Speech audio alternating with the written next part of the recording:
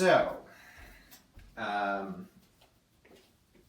about half an hour ago, both of my canines, it's funny, you know, they're supposed to not have any words, but they can communicate because they both, in their own ways, let me know as I'm talking.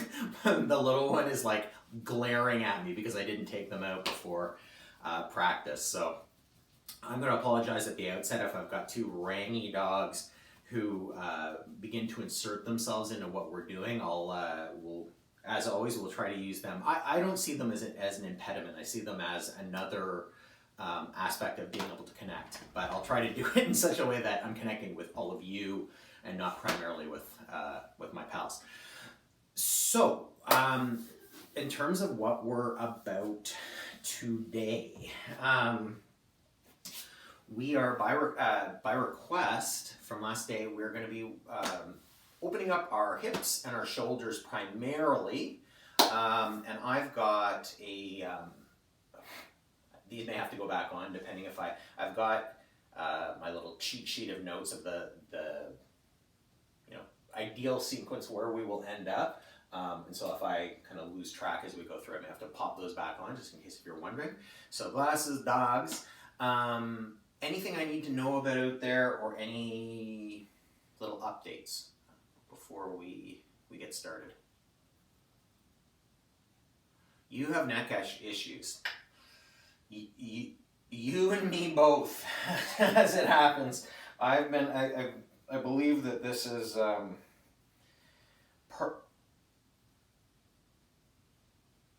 Oh, well being on disability for your neck issues, that is a completely different, I'm not there, but I am in a fair bit of pain, so I guess what I would say, I more brought that up or shared that with an eye to, you know, if anyone is operating out there under the belief that just because you were, you know, to engage in a regular practice of yoga that, you know, suddenly all of the ills of the world in your body and your mind, everything will be healed. Not so much. The reality is that the computer is winning, at least in the ongoing battle between my body and screen time. Currently, in that pitched battle, the screens are winning. So, but what's interesting actually about that is that it's pretty clear, and this isn't a self-diagnosis, by the way. I had a clinician who helped me with this. It's actually not my neck. It is showing up in my neck and it's sore, but it's actually a bit of a dysfunction in my shoulder. In my shoulder, one of the muscles of my shoulder or girdle. So hopefully the practice that we do I'm sorry?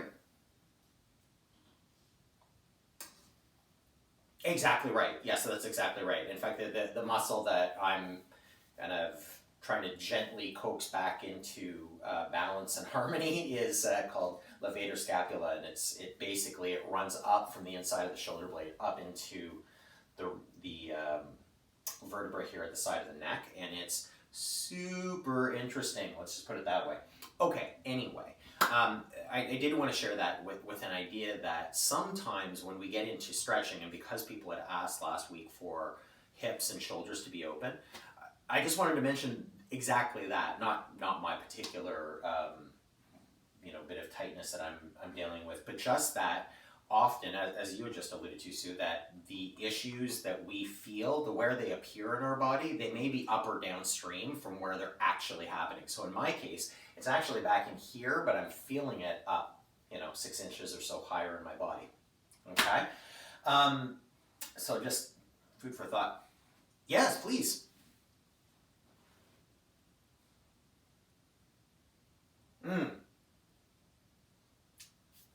I can't...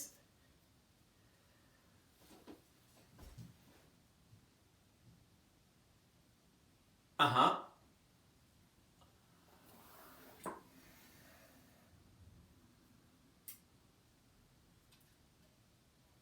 Very nice. Very nice. Smart. Oh, good.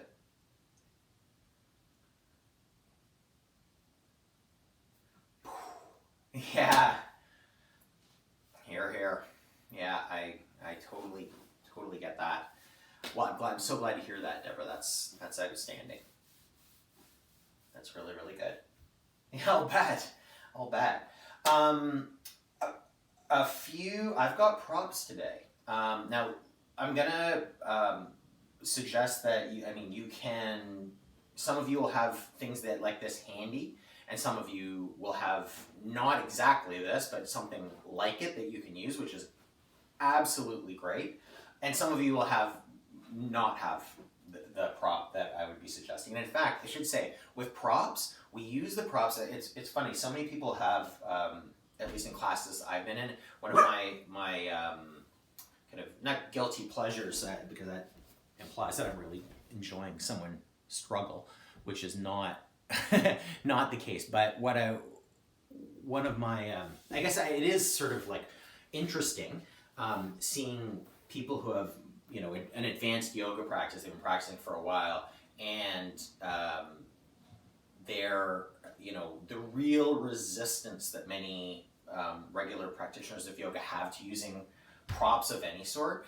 And I guess again, just as a PSA in terms of this stuff, props. Who doesn't want props? Who doesn't literally? Who doesn't want props or support in their lives? So when we're using props, you can use them intelligently, either to do things like bring the ground up to you, or to make a pose feel better. And who wouldn't want that? Like, who cares what it looks like? So it's like, if I see someone in class and literally they could just put their hands on a couple of blocks and feel like actually access a pose much more effectively, but their ego gets in the way, and they're just like, nope, I don't need those blocks, and so then they struggle, and it's not as effective. But anyway, that's part of the practice too.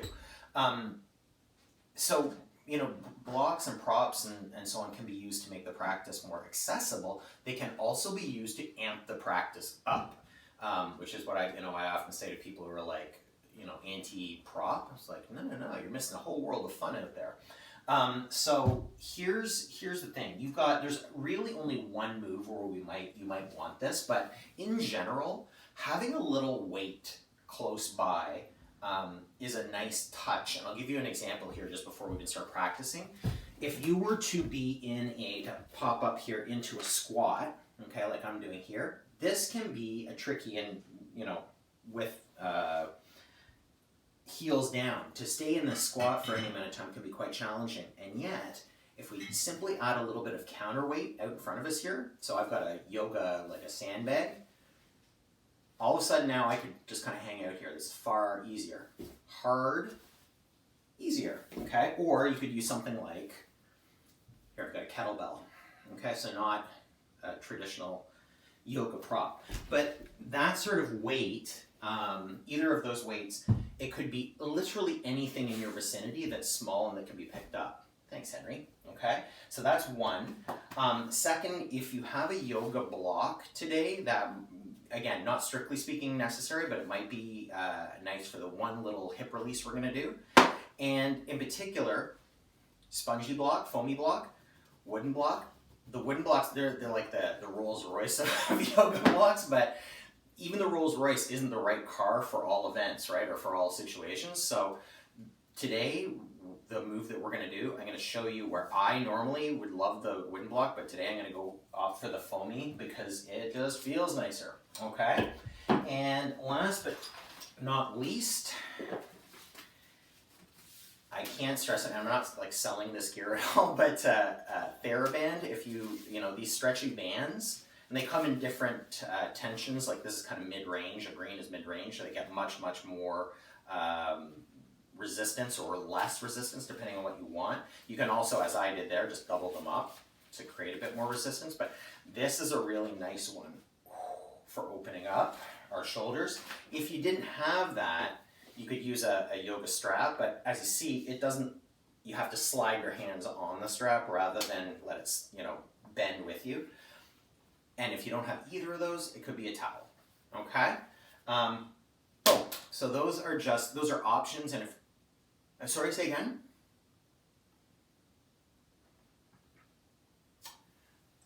Red is slightly less hard, so it would be, in terms of, this is really, talk about useless life skills. So I can tell you, generally speaking, they go from yellow is the least tension, to red, to green, to blue, to black, and then, I don't know, probably beyond that, it's like translucent or something, and you just like, you start to levitate because you're so strong.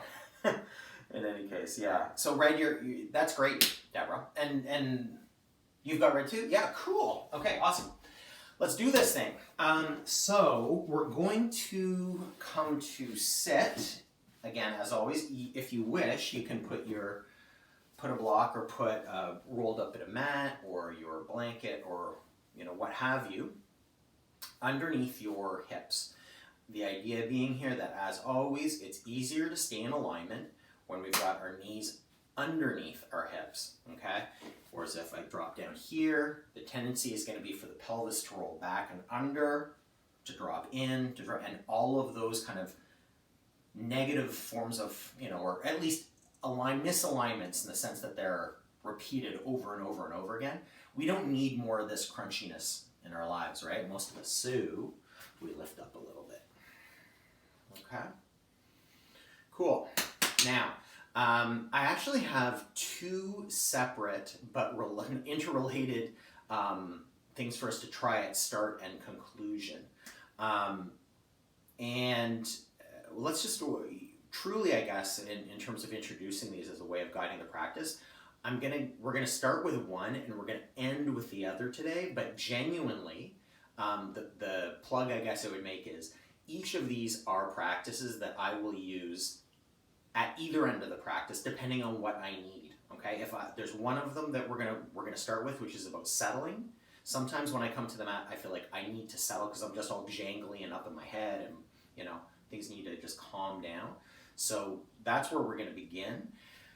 On the other hand, sometimes you come to the mat and you're at the other end of the spectrum. You're not needing to settle. You actually want to kind of build the energy up or burn it off, let it go through movement. So I've got an idea for that too, and we'll use that at the end. Okay, but I think that what's kind of cool about these is that they're almost like in terms of like the Mr. Potato Head of a practice. Like you can take the nose off and put it on the knee and the knee to the nose, and they both work, and it's awesome. And if you can make sense of that analogy, you're a better person than I. Okay, so let's come into our sit or lying, or however you can organize yourself to be relatively stable so that you can come into, we won't say absolute statue-like stillness. Those of you who are regularly practicing with me know that I'm a bit agnostic about the relative merit of absolute stillness versus the effort that's often required to accomplish that. Okay, but today we're going to try to get really, really still.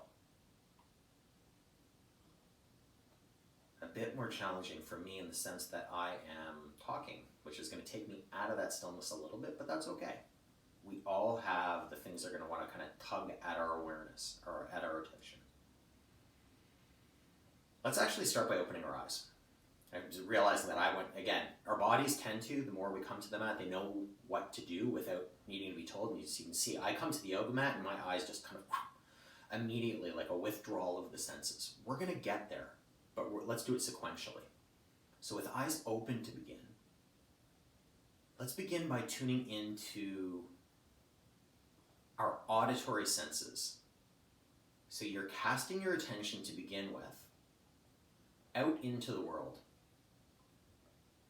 Think about that capacity for connecting with sound stretching out from your ears out into the environment you find yourself in. And you don't have anything you have to do with that. Just notice. So in my case, I don't think you can hear it. Well, actually, maybe you can, but I can hear the snoring of my little dog. I can hear the hum of a refrigerator. If I get really, really quiet, I can hear the kind of that just barely audible kind of tone or ring that tends to exist in our ear at all times. And then if you can you zone in on a space that is silent, where the sound is still? So the fridge, the dog, the hum, the buzz, whatever it is that's going on in your immediate surroundings, even the sound of my voice intruding into that stillness. Let's let that all be. And you're embracing that silence. Almost as if, and there's a bit of make-believe here, perhaps, but go with it if you will, that you are now, whereas before you were reaching out with your ears, now you're gonna pull them in. You're gonna withdraw your senses out of the room, specifically your hearing. So sounds will happen. That's okay.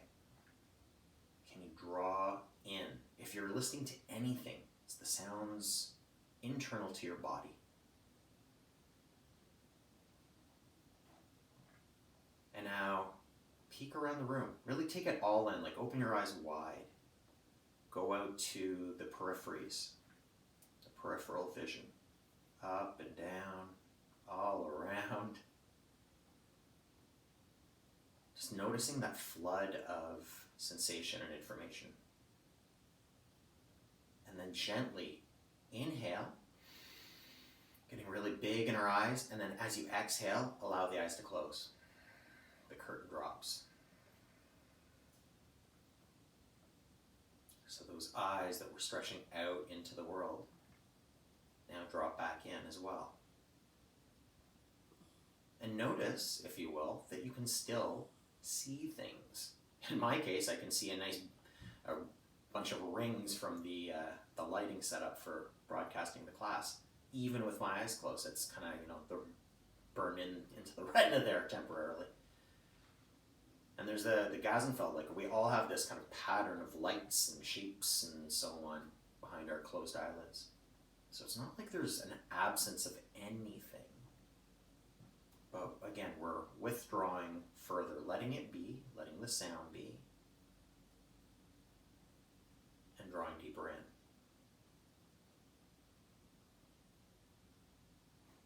Good. And I hope it goes without saying, but just in case it doesn't, you will become distracted. Your mind will go other places. That's okay. No self-recrimination. Just go easy. We'll let go of negative self-talk because it is just a form of thought. And thoughts, they're just energetic patterns in our brains. You know all about energy in our brains, right? Positively and more challengingly. Well, and thoughts can be some of the most challenging. So, if you've been thinking about things, if you've been judging or you've been listing, or if your mind, that kind of monkey mind, has been casting around for something bigger and better to pay attention to than me or you, that's okay. Just let that monkey calm down. Let your thoughts be. Which isn't the same as letting them or forcing them, trying to force them to go away. Instead, almost as if you're looking at that kind of inner eye, the line of your thoughts, and you just put it down gently. Just take yourself deeper into your physical being and out of that mental space. Here it may feel most appropriate to drop into the breath, or to drop into what we could call the heart space.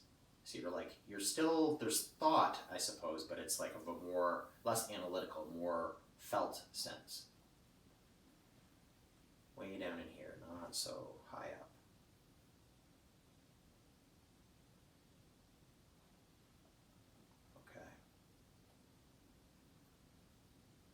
Allow everything to settle.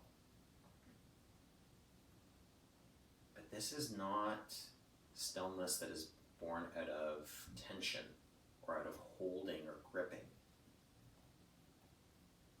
So we're aiming for ease. easy about it if it's not easy.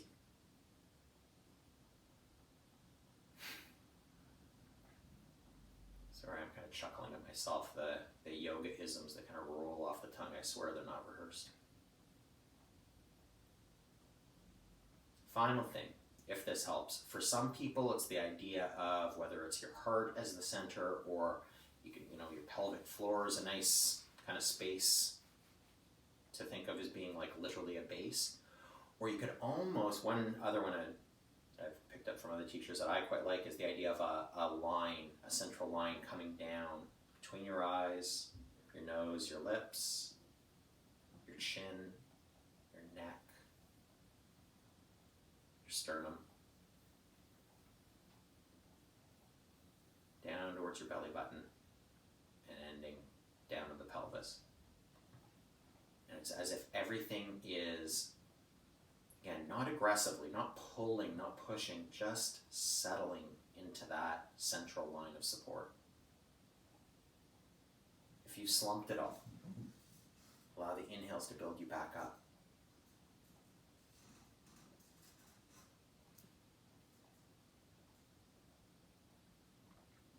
And then, with senses more fully withdrawn, just being here.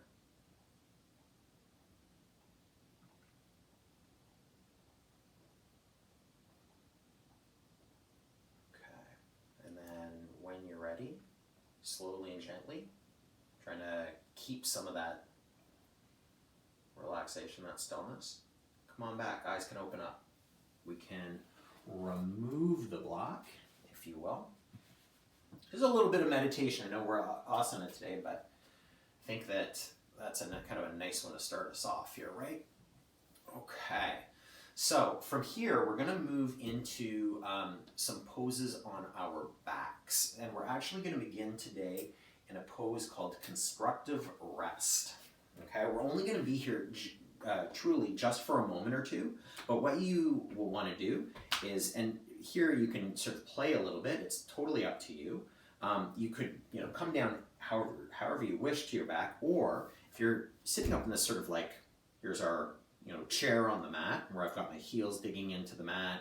I'm up on the front edge of my sitting bones and I'm working my belly and my hips toward one another so that I'm really kind of gripped in here like I'm in a chair. Then you can use your hands and come back down, or you might actually begin tone the belly, bring the head back in space, tuck the chin, and slowly come down.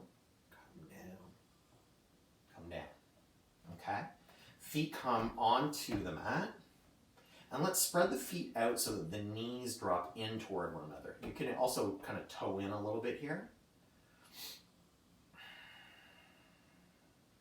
And if your legs really want to fly open in this position, again, I've practiced this regularly enough that this feels, to me, at this moment in time, feels really, really comfortable.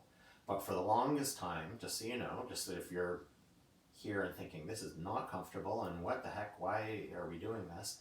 This for a long time felt like a lot of work to hold my legs together, and it was part of it. We just want to set our legs up. We want to drop the back of our head even a little bit further back. Back of our neck is long, back of our spine is long. Okay, clicking the pelvis and just breathing in there, feeling the connection. How our breath, if you inhale into your low belly, feel how the breath drops toward the hips, and then as you exhale, rises up towards the shoulders. So the 2 points of focus for our practice. One more breath, inhale, exhale, good. And then from here, I'm gonna have you just allow your knees to separate, feet can still stay roughly the width of the mat, and we're just going to begin by dropping both legs or both knees over to one side, and then inhale up through the top, knees come toward the ceiling, and exhale, drop them out. Okay, you'll notice that my hip, the opposite hip is lifting, and I'm not coming all the way down, that's okay, but this is we got a few sort of lines of mobilization and stretching here. Continue at your own pace. So you might go through and want to really windshield wiper these like faster than the pace of breath. I mean, if you're breathing this fast, maybe slow it down. But you can also go and stay on one side. Take a full breath here. And then come up. And then come down and hold again for a breath. You can final pass through as you drop down. Work the one foot onto the outer part of the opposite thigh, okay? Making sure we're not jamming up our ankle or our feet here, but just gently. It's not so much that we're not pushing down. It's more like we're pulling around on the muscle of the outer thigh, like we're rotating it internally here. This is not a move that our hips, to my mind, get enough of. That internal rotation. Okay? And then, let's get the other side. I almost missed that. Again, you can give yourself that little extra here or not. Okay, and let's let that go. Feet come down again, flat onto our mat, okay? And just making sure that they're roughly stacked under your knees, okay? Knees are going to want to fly open here, okay? We're setting up for some bridges just to build a little bit of heat and get our butts turned on a little bit before we stretch things out. General principle when we're moving on the mat is we want to mobilize the area, get a bit of blood flowing. We want to, build some strength and heat in there, and then we relax it, okay? So the static stretches, we're actually getting a little bit more bang for our buck. Okay, so feet under knees. Some people are going to be able to reach and kind of tickle the backs of their heels. Some people will not. Depends on the length of your arms. There's no demerits there, okay? Let's bring our triceps, or the backs of our upper arms, onto the mat with a little gap, a little space between our bodies and the arms. And fingers can point up to the ceiling at least to start. Now, first pass, inhale, and just lift your whole body, lift your whole self up, however much you can. It might be an inch, it might be a foot, and exhale down. Notice the tendency for the knees to want to separate, so hug them in as you come up. Feel the inner thighs, almost like there's magnets on your groins and they're pulling in toward one another. Not so much that you come in like this, you duck your knees in, but we're not opening, okay? And come down. And now from here, we're gonna come up a third time, and notice how this can feel like one whole, like there are no segments in your spine. Like your spine is one long bone, like your femur or your tibia, like the bones of your legs. See, like I can kind of lift up, lift down, lift up, lift down. And there isn't a lot of roll to that. Well, we want to build some roll into our spine. So come on back down, okay? And by the way, if you're thinking, I thought this was hips. This is totally hips. There's a lot of action going on between our lumbar spine, our low spine, and the whole hip complex. So from here, rather than lifting the whole lower back up as one unit, can you try to segment your spine one vertebra at a time? So take the tip of your tailbone and begin to tip it forward and up. Take the next up, and the next up, and the next, and the legs begin to lift. And now the bum is off the ground. And the next step, and the next step, and the next step, until you're all the way up. And then let's exhale, come down, almost like this is the slowest wave of all time. Exhaling, exhaling, and there. Now, this is important because really what we're building in is awareness of our backs. Now look, if you've got any fused vertebra or anything going on here, this might not be accessible. So it's also not about giving yourself a hard time if this isn't an accessible move. For many of us, let's try it again as I'm talking, we have areas of our body that are totally woken up. They're mobile, they're happening. And then we have other areas that maybe don't move quite as well, and we're not even aware that there are, I'm not going to say the word deficit, but more like gaps. And I would say that if you're bridging up and the whole thing, if you choose to lift your whole lower body up, like this, that's great. But the ability to roll the spine, now we're talking. Okay, however you choose to do that, let's come up one more time. Okay, really press extra into the triceps to lift your body up a little bit more. Lots of space under the neck here. We're not turning our head. Everything is up, up, up.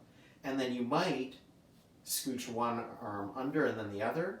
Hands can come underneath, and then a little adjustment here to come up onto the edges of the shoulder blades. And we're breathing. And we're going to stay here. Say now you can come out whenever you're ready, but otherwise, let's say 2 more breaths.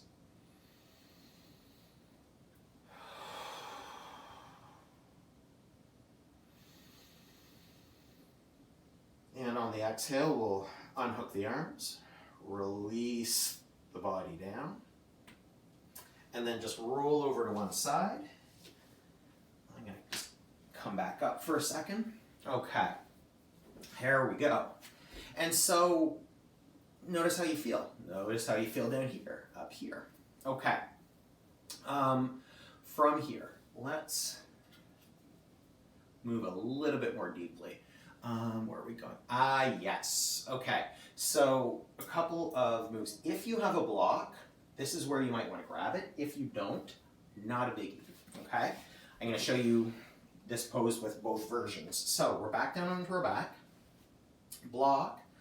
You can put under, just on the lowest level. I'm going to throw it at my own face. Okay. Let's try that again.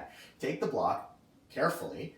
Place it under your sacrum. So your sacrum is that triangle of bone that lives down just above your tailbone, right at the back of your low back, okay? So we're set up right there. And then allow your left foot to stay on the ground, knee is bent. Right foot comes up like it's on the seat of an imaginary chair. You can bring your hands in behind your knee, so under your thigh, and then inhale, press your foot up. Press your heel up toward the ceiling. Toes can come down toward your face. Exhale, pretend like you're kicking your heel down through quicksand, okay? Or there's some resistance, and then come up. By the way, this is not just about tricking our bodies into feeling resistance. You can actively create the resistance in your own leg. And so you can kind of modulate that. You can decide how much feels good and how much feels maybe more than I need. But I guess my point is, if you're just kind of doing like you're a rocket or something, I don't know, would this be lazy rocket on our back? I don't know how much that's actually really doing for you here. So if we really want to engage the hip, toes coming down is going to stretch the whole back line. Hugging the leg towards ourselves is going to engage the front of the hip. Okay? And then as we press down with our heel, everything just turns on and resists, and we build a little bit of heat. Let's go a couple more there.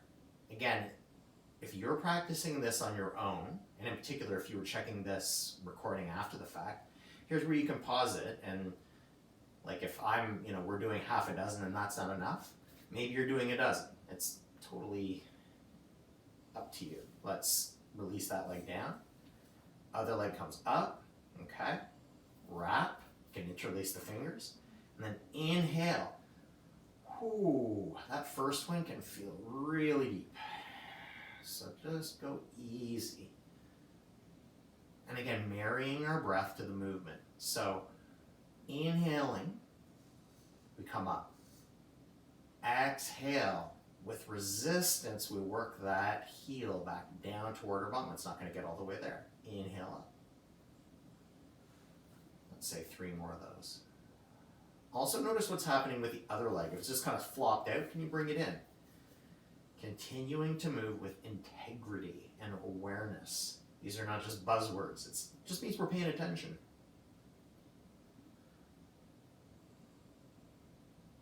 Last couple here. Inhaling up, exhale down. Really hug that. Feel like your belly, which is facing the ceiling, is almost kissing the front of your thigh. Good. And then come on down. Now, option, if you've got the block, this is gonna feel a little bit deeper, but you can do this here as well. I'll remove, so by the way, that all those moves we could have done here without the block. It's just, this gives us a bit of support, raises the hips up a little bit, okay? Now from here, we can, let's bend our right knee and hug it in.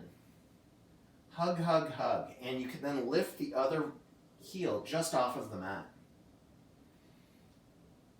Okay?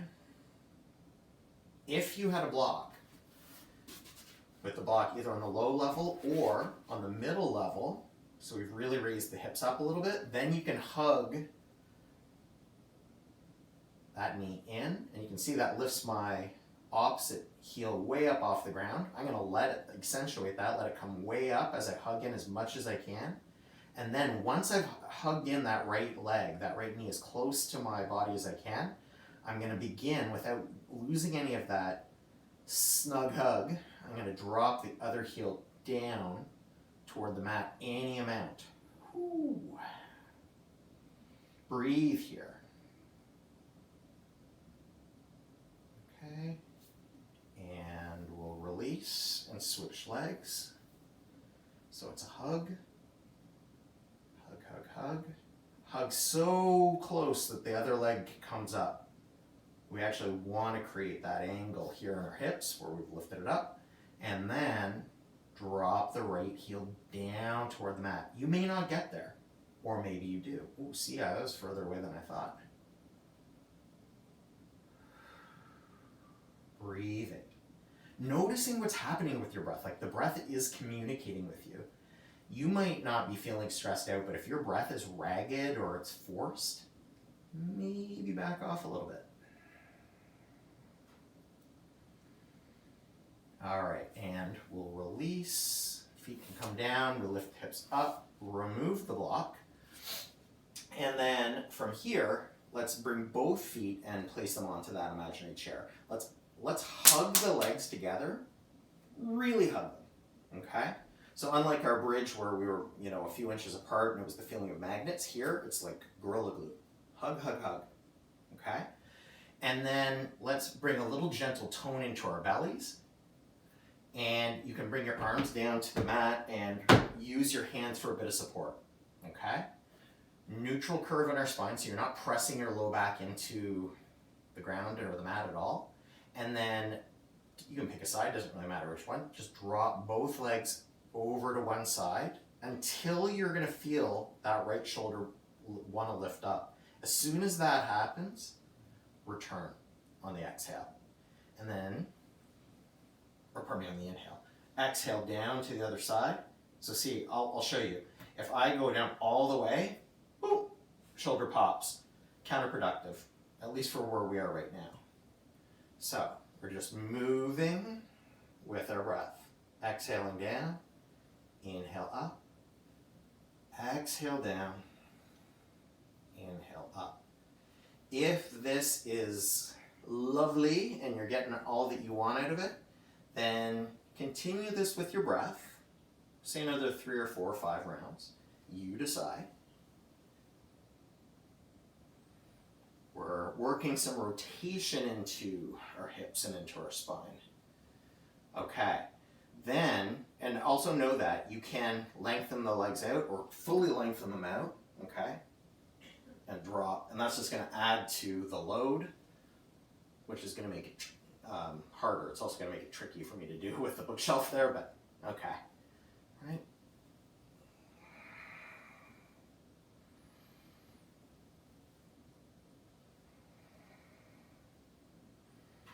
Okay, when you come down to whichever side you land on next, allow your legs to come all the way down, even if that shoulder pops. And it may on one side and not on the other, or it may on both, or it may on neither. Okay, you can also, you can see I'm kind of cheating here because I have a bookshelf, so I've kind of hooked my arm to drop down, and we get a nice twist.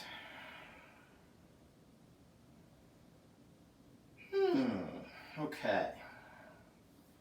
We'll come back up. And then drop to the other side, noticing when does that shoulder want to pop, and come down. You can also use the hand just to guide the legs down into the twist.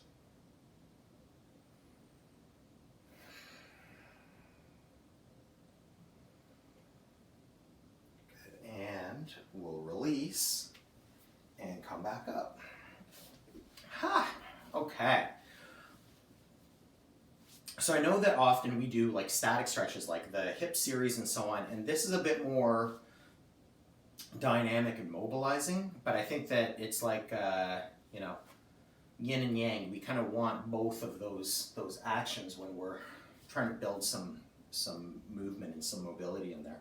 And again, this is just based on based on research and so on as well, but in my own practice, I have noticed that a lot of static passive stretching can feel really nice, but it doesn't change a whole lot. Whereas if, you know, we activate and build a little bit of strength into some moves and then release, now you're talking. Okay. Do we want to do that? Let's actually move into tabletop. Okay.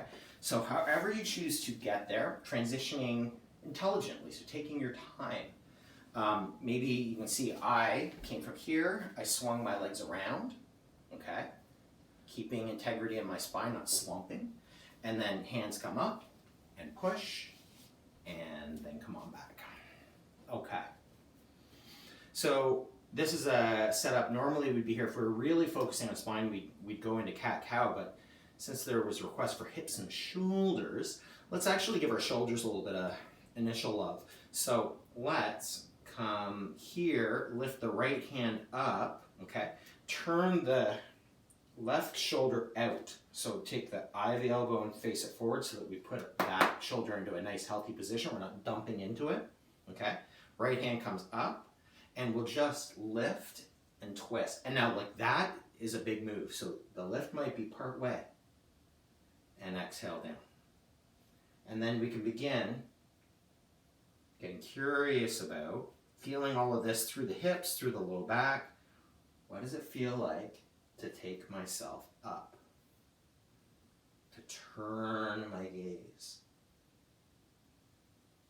Now there's a method to my madness. Next time we come up, inhale, and then exhale, sweep that arm through. So underneath the left arm, allow it to come down onto the mat, and then, if it's comfortable, the side of your head can come down here. This is half of a child's pose, or thread the needle.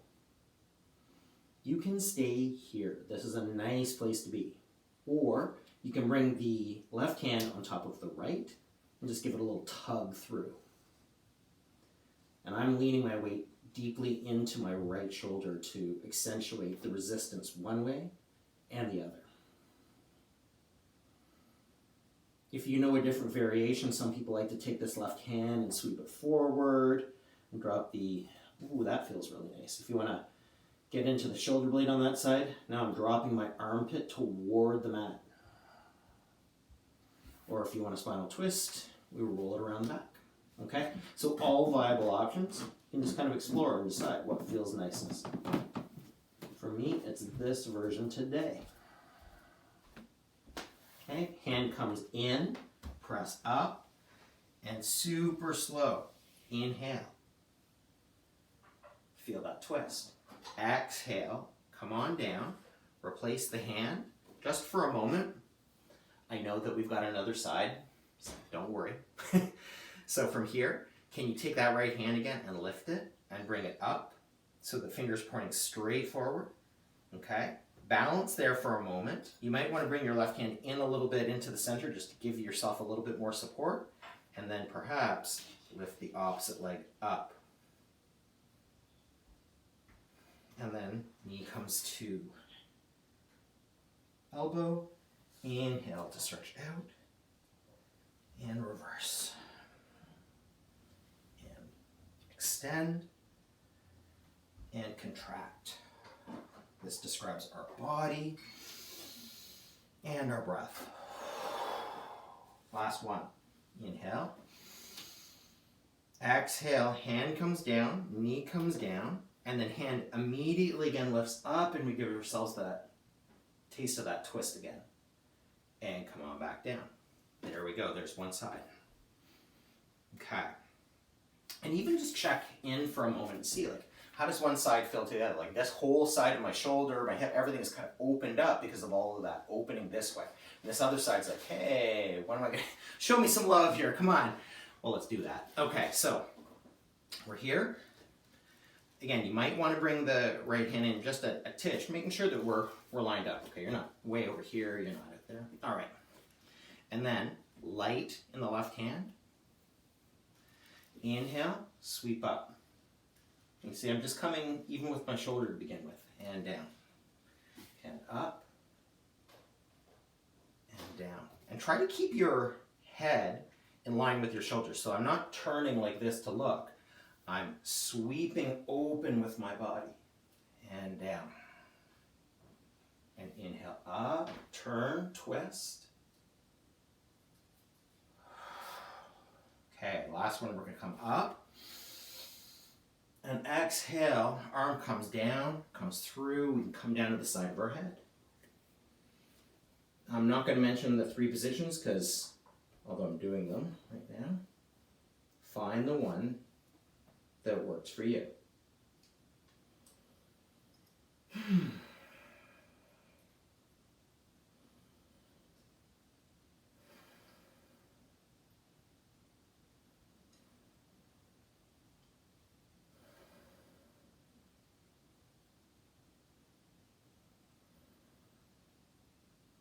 All right, let's come on up and out of there.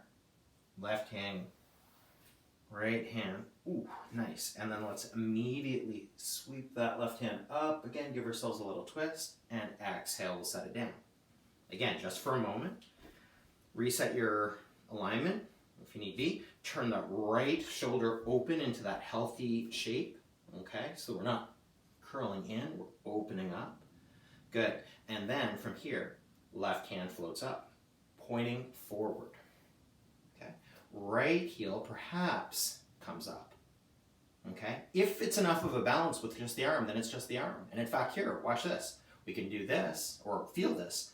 Elbow comes in, knee rises from the ground rather than being raised. And return. And up. And return. Or extend the leg back. And then knee and elbow. 2 more of those.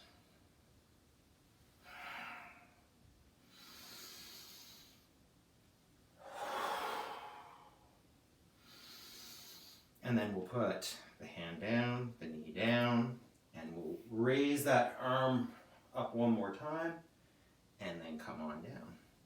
Just give the hips a little waggle. This is not going to seem like a very big move, but I think it's kind of sweet. Just take a peek, okay? Peek behind to the left. Peek behind to the right. Come on back into center and take your right leg out behind the left. Peek. That's going to reduce your range of motion. Untuck the knee. Left knee goes over top of the right leg. And peek. And peek. Good. Unhook. And we'll let that go. Okay.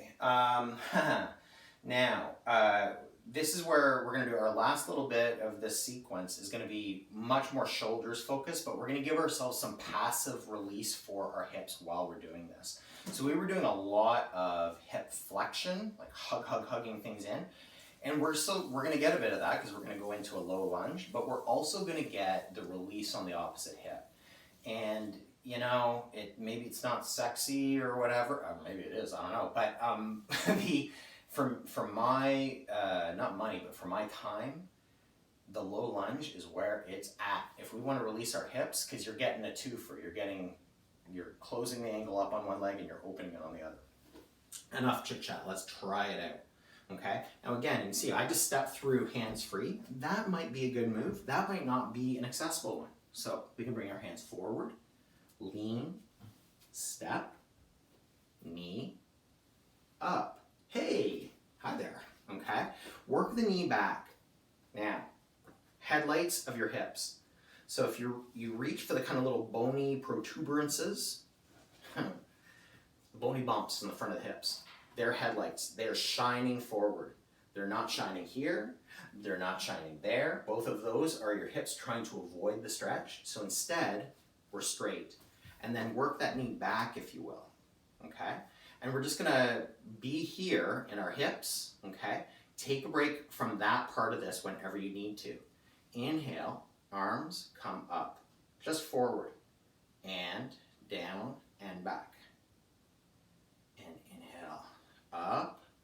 So we're flexing our shoulders, maybe a little higher this time. It's just like a swing, and back. Oh my goodness, I just got a nice crack there. Inhale. Sorry, I shouldn't get so excited about it, but my goodness, that can feel nice. And exhale, back. Especially this extension back in our shoulders, this is not a place that we go all that often. We're so forward centered. Now maybe all the way up and back. Hands come down. Let's simply switch legs to give our hips a rest there. Okay, reset. And we're gonna move into another move here. Okay, once you're reset. Good. From here, inhale, arms come up. However much they come, they might be a little forward, they might be in line with the ears. Again, we're working towards this, but if you're moving into pain, too far, okay? So we're here, and then simply drop the elbows down to the sides. Maybe bring your face up to the ceiling, cactus. And come up, and come down. And come up, and come down. And then we'll come up one final time, sweep the hands, switch into your opposite lunge. What is this again? Lunge, okay? Let's give ourselves a little release here before we go on with our shoulders. Take yourself back, so your hands can come back. This would be also where if you need blocks, you can support yourself this way, okay? Here. So we're pulling actively, like the left heel is gonna come back towards us even though it's not moving. So we can release the back of the leg. All right, then come back forward. Okay, I've completely lost track of what leg is which, so if you need to switch, switch. If not, you're good. Okay, and then from here, we're gonna inhale and come back up, and we're gonna play with our cactus. So exhale down to your cactus.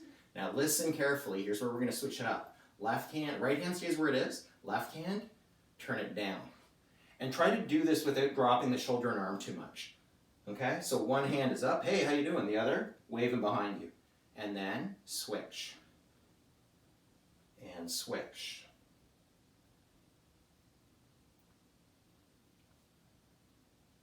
Switch. And switch. Good. And switch. And switch. And release and switch our legs. Again, we'll give ourselves, with the opposite leg now, a little counter stretch. Heel digs in. You can use your hands just tented here for support. Toes, however much, come back toward your face. And then come back into your lunge. Okay. And then from here, hands come up. Actually, let's just give ourselves a little break from the lunge. I think we've been in that shape enough. You may want to come down here into hero pose, or you can do this seated. Okay, like in quote-unquote easy pose, like cross-legged. Sit. If you have a weight, the weight could be as light as a block or as heavy as a kettlebell, or it could be no weight at all. In fact, I'm going to show you this move first with no weight whatsoever. Okay, so just making sure we're not slumped. Okay, we're inhaling both arms up.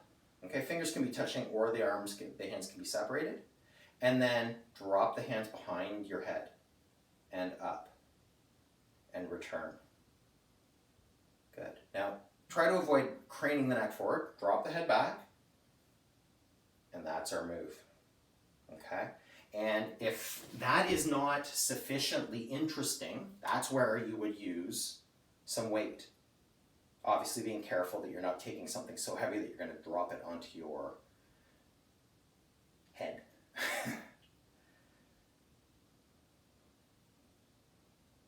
Okay. This, again, we'll just do a couple more here. The simple act of holding something, I don't know if you'll see this, if this will translate to the camera, or if I'm now at a shot, but holding just a weight at whatever level feels an accessible range of motion. So it might be here, or it might be further up, maybe down here.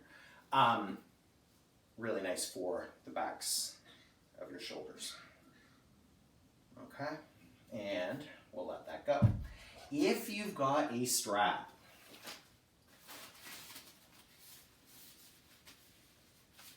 then you're gonna get it. So that could be your TheraBand, that could be an actual strap. If you had nothing at all, again, it's the intention. So you could do this strapless. I don't know. Good work. Okay, so we're here. Inhale, allow the hands to separate. Exhale. Ooh, I gotta move out of the way of the shelves. Come on back. Ooh, circumduction.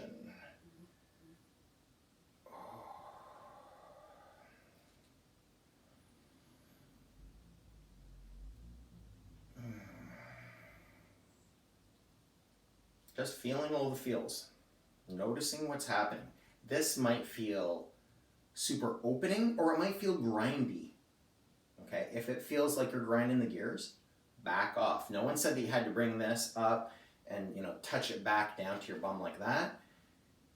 You can just kind of play here, and in fact, even just exploring your range of motion. I know that like for many of us will kind of come up, and even if you have a quote unquote normal range, you'll get to a point here at the back where it just kind of feels like there's a point of resistance, and I like to just kind of hang it there.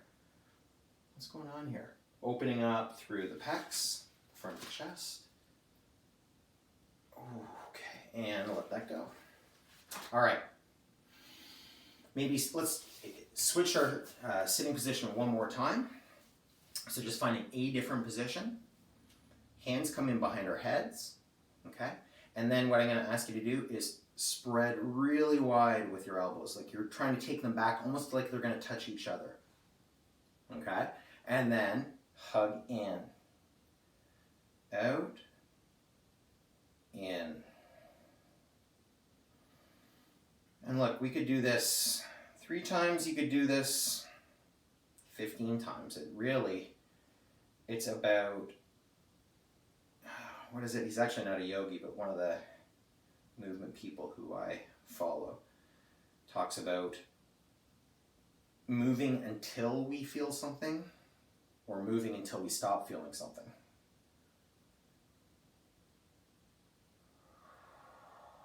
Okay, good. And then last, I feel like I'm both dating myself here and making a fairly obtuse reference, but this is like walk like an Egyptian, which is like, I'm talking about not an actual person in Egypt, I'm talking about the 80s rock band, Walk Like an Egyptian. So we're gonna come here to our cactus arms and then simply drop one down and the other, very similar to where we were before. Good.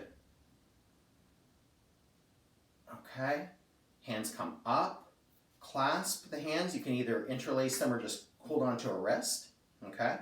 And then drop over to one side and drop over to one side. Ensure if you're sitting here that you're not slumping into your belly and your low back. So proud stance.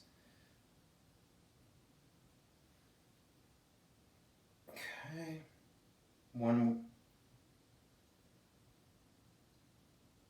You mean you're getting some cracks? That's not as long as it doesn't, you're not feeling pain, that's great, right? Okay, was there anything else I was gonna suggest there? I think we've got it. I think that's pretty good. Oh, the wave, last one, okay? We had done this a few practices ago. So first, take your arms out and feel like you're stretching out through your fingers and you're gonna reach like you could touch either wall, okay? So you're truly like, this is the least stable you could be because you've taken your wingspan really, really wide. Then suck each arm into the shoulder socket. So it's like feel out and then feel in. So it's just a little move. It's not gonna look like much on camera, but you're stable, okay? And then let's take our thumbs, they're both pointing up. Take the left and point it back. Take the right and point it forward and down and maybe even back, okay? And then bring it back up, up, up, and the other goes down, down, down. And now, switch, and switch. switch, and switch, and switch. And that's it there. And I'm actually realizing that I mentioned using a pillow, and last week I talked about a really nice shoulder stretch. I think in interest of time, we're not going to go there this week, but know that we will next week. I've got a couple of other shoulder things that are frequently part of my practice that we did not get to today, so that's okay. It gives us something to come back to next physical practice. Okay. So from here, I wanted to, just as a way of, before we come into our final resting pose, to suggest that you employ one or the other of a shake, a bounce, or a tap. Okay, now what am I talking about when I talk about this? Let's start with tap.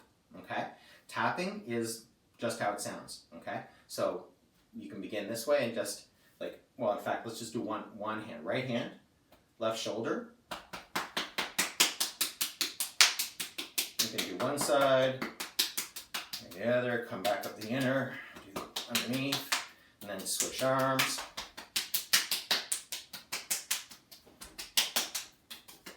All right, and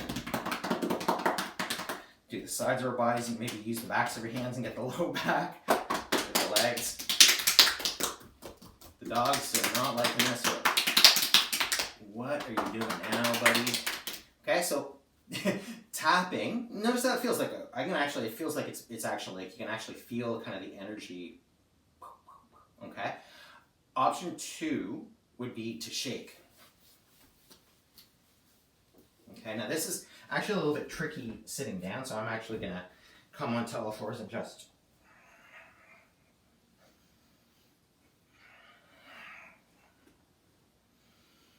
All right, and a bounce.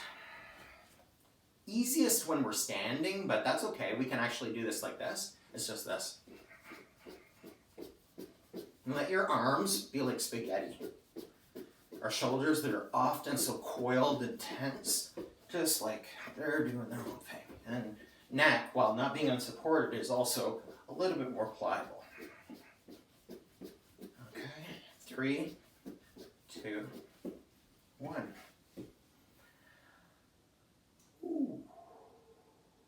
Okay, so you can maybe just in feeling the effect of that versus the withdrawal of the senses, that practice we had at the start, that's what I guess what I was meaning, where I was saying, if you come and you feel like you've got to dissipate energy before you practice, the tapping, the tapping, the shaking, the bouncing, all of that stuff, wonderful strategies for that. If you want to, settle, then that grounding practice that we started with works. But that practice also would work in lieu of a way of closing the practice. So I guess what I mean is like we can truly be intelligent about, what do I feel like I need right now? Okay? Because unfortunately, I'm guessing at what you need, right? I'm making kind of general suggestions for everyone with the hope that you will take these sort of little seeds and you plant them for yourself and you see what they turn into. Okay?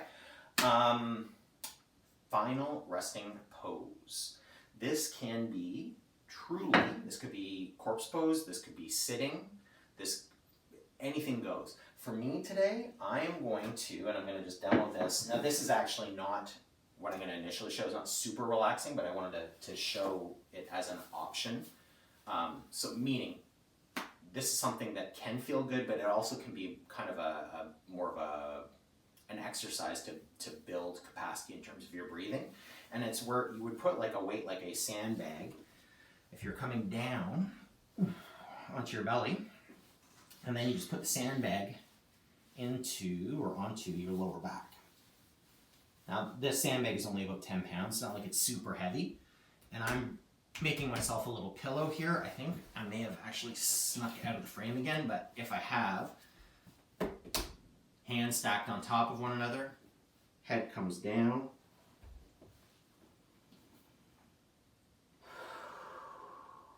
And then without trying to force it too much, I'm just breathing into the sandbag. I'm feeling it lift up and let go.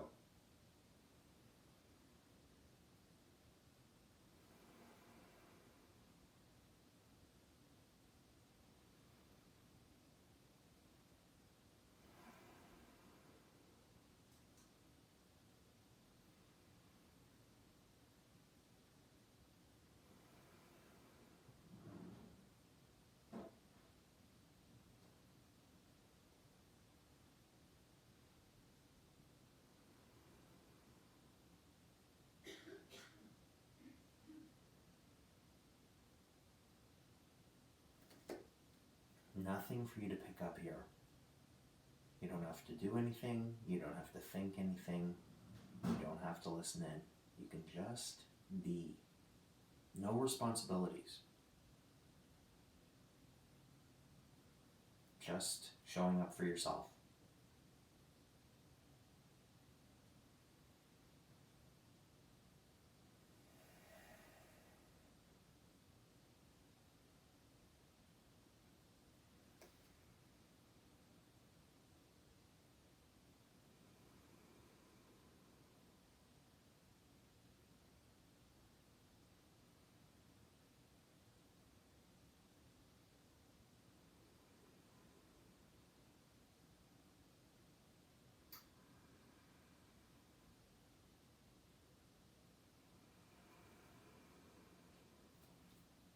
Okay, let's remove any props that we may be using.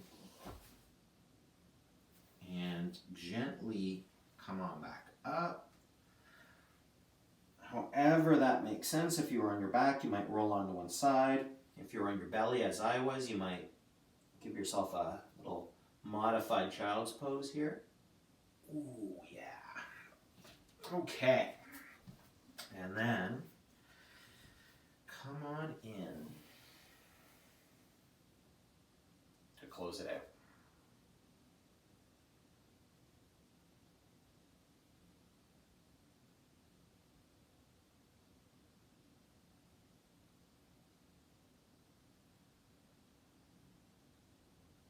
No, I didn't go bye-bye. Just letting it all settle in, letting it integrate.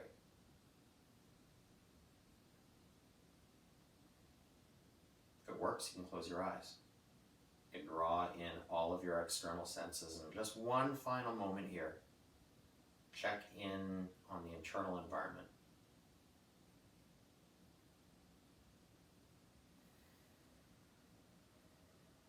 So I always say that this is a practice that is the antithesis of selfish.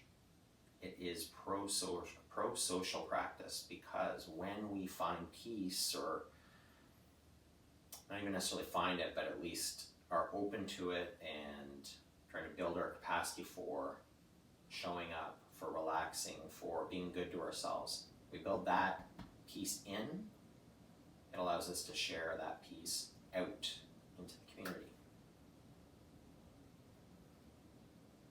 Be well, everyone. Thank you, as always, for practicing. You're so welcome. Notice how you feel. Yeah, notice how you feel. I have to say, magic. Yoga magic, neck feels better. How about that, eh? Yeah.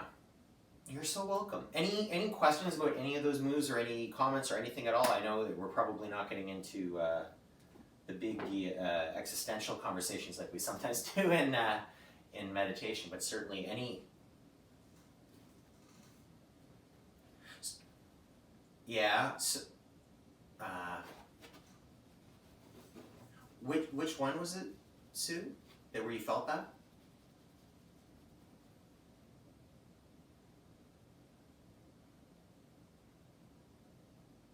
Mm-hmm. Bird dog, yeah. Oh.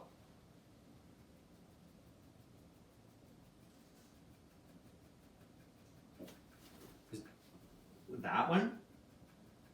The one where I am right now? Huh. Yeah.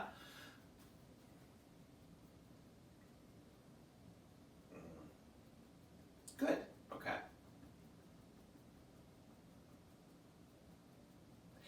Hey, and that's the listening in too. Like, it might be a pose like that, or it might be, we often, we're overusing particular muscles. Like for me, particularly, it's my traps, like it's my upper back here.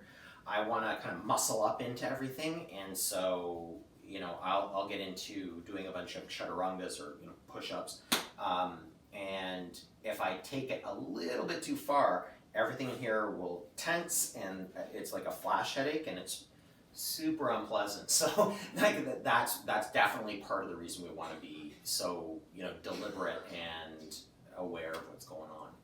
Yeah. So.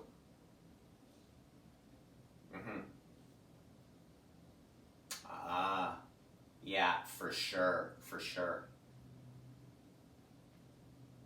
Maybe what you know what you've given me an idea. Perhaps what we'll have to do one week. What I have not taught movement wise, and I'm saying I did the air quotes there because there's not as much movement. Is a more restorative practice, which I haven't. When I say I haven't done that, I haven't done that since we've all of this pandemic stuff and the class wasn't in person. It's all online. But that's something that I could set up. I'd have to let people know ahead of time where it's essentially a bed practice.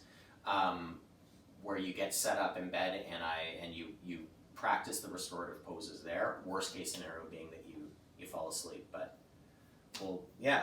If would people be interested in that? Yeah.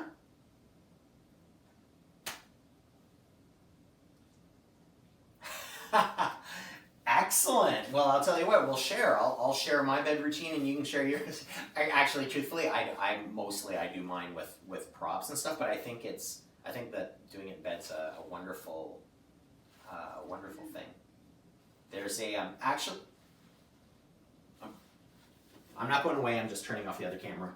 Yeah, go ahead. Sorry. No, go ahead.